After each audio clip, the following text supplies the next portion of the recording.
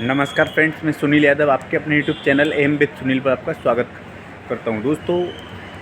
जैसा कि आपको पता है, उत्तर प्रदेश सरकार में भारतीय जनता पार्टी की बहुत करारी हार हुई है और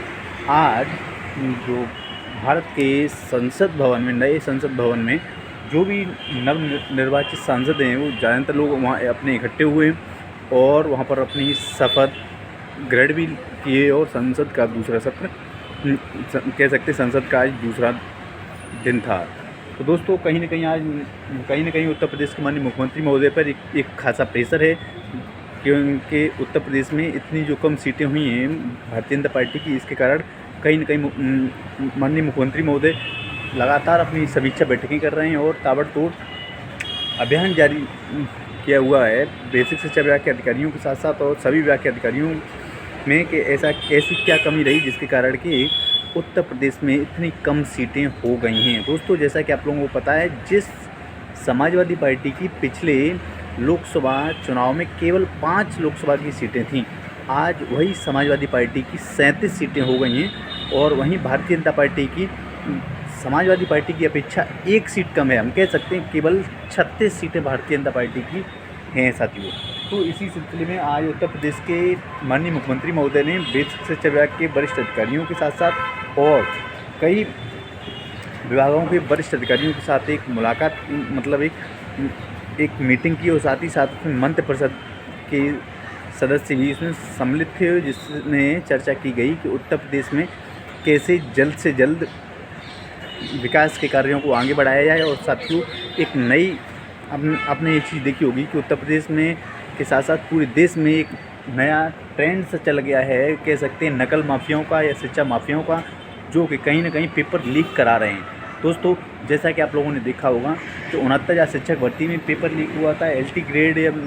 कभी हुआ हो या TGT PGT का, या हाल ही में जो नीट का एग्ज़ाम हुआ है या UGC नेट का जो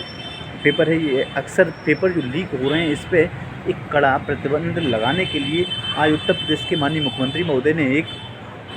सख्त कदम उठाए हैं। ये कहीं न कहीं इसमें लगभग 50 से 60 लाख अभ्यर्थी को इसमें सीधा डायरेक्टली फ़ायदा होने वाला है। साथियों, जैसा कि आप लोगों को पता है कि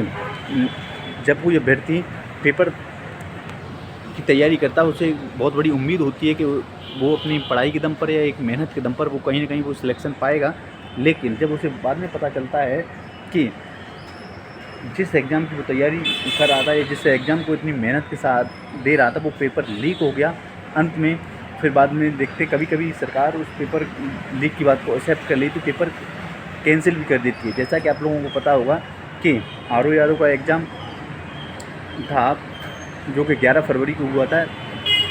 लीक हो जाने के कारण बाद में एग्ज़ाम कैंसिल कर दिया गया है। दोस्तों, ऐसे ही पुलिस का भी एग्ज़ाम कैंसिल किया गया क्योंकि पुलिस का पेपर भी लीक हो गया है। दोस्तों, आपको बता देना चाह रहा हूँ कि जो मंत्रिपरिषद या कह सकते हैं माननीय मुख्यमंत्री महोदय ने कठोर डिसीजन लिए हैं, उसमें ये हैं कि अगर कोई पेपर लीक के मामले में अगर कोई पकड़ा जाता है तो उसे सज़ा के तौर पर आजीवन कारावास होगा और साथ ही साथ उसे 1 करोड़ रुपया जुर्माना की राशि भी वसूली जाएगी। तो दोस्तों, कहीं न कहीं अब हम कह सकते हैं पेपर लीक के मामले में कहीं न कहीं एक बड़ा इसमें प्रतिबंध लग सकता है। हालांकि ये देखने वाली बात होगी कि इसका कितना बड़ा इस पर इफ़ेक्ट होता है या नहीं। हालांकि ऐसे कई नियम पहले भी बनाए गए, लेकिन ये इतने प्रभावी साबित नहीं होते हैं साथियों। लेकिन एक उम्मीद की जा सकती है कि जो कठोर से कठोर ये कार्रवाई के लिए जो प्लान बना रही है सरकार, इसका कहीं न कहीं बेनिफिट 50 से 60 लाख अभ्यर्थियों को मिलेगा। दोस्तों, अब LT ग्रेड की जो नई वैकेंसी आने वाली हो या प्राथमिक शिक्षक भर्ती की जो नई वैकेंसी आने वाली हो या जो TGT PGT एग्ज़ाम से संबंधित जो एग्ज़ाम होना है, इससे संबंधित भी बहुत जल्द आपको ब्रेकिंग न्यूज़ देखने को मिल सकती है दोस्तों, क्योंकि सरकार चाह रही है जल्द से जल्द इन भर्तियों को आगे बढ़ाया जाए और जल्द से जल्द जो उत्तर प्रदेश में बेरोज़गारी का जो दंश सेवा झेल रहे हैं, इससे बेरोज़गारी को कम करते हुए 2027 के लिए अभी से प्लानिंग सरकार ने स्टार्ट कर दी है बनाना। दोस्तों, कहीं न कहीं हम एक तरीके से कह सकते हैं कि उत्तर प्रदेश के युवाओं में के साथ साथ पूरे देश के युवाओं में एक खास आक्रोश रहा भारतीय जनता पार्टी के प्रति, जिसके कारण ही भारतीय जनता पार्टी इतनी कम सीटें हुई हैं। तो मैं उम्मीद करता हूँ सारे नौजवान साथियों से कि थोड़ा पेशेंस रखें, धैर्य रखें और अपनी जो भी तैयारी कर रहे हैं फुल डेडिकेशन के साथ उस तैयारी को करते रहें। जल्द सफलता मिलेगी और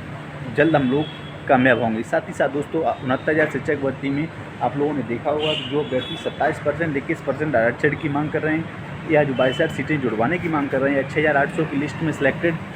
अभ्यर्थी अपनी नियुक्ति के लिए मांग कर रहे हैं, तो उनके भी बहुत जल्द अच्छे दिन आने की संभावनाएँ दिख रही हैं। रीज़न ये है क्योंकि जुलाई के प्रथम सप्ताह में कभी भी ऑर्डर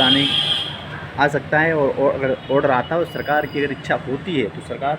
इस मैटर को जल्द सॉल्व कर सकती है। हालांकि ये तो बातें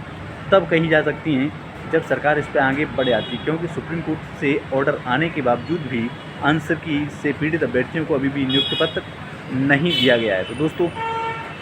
थोड़ा पेशेंस रखें, धैर्य रखें और चैनल पर नए तो चैनल को सब्सक्राइब जरूर करें। मैं आपका दोस्त सुनील यादव। जय हिंद, जय भारत, जय संविधान, जय समाजवाद।